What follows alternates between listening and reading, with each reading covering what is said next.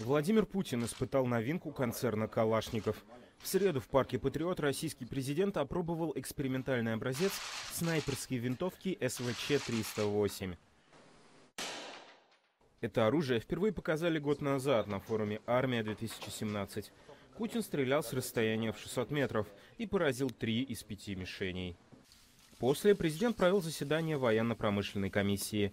На нем обсуждали разработки нового вооружения. К реализации действующей программы, она у нас рассчитана до 2027 года, мы приступили в этом году.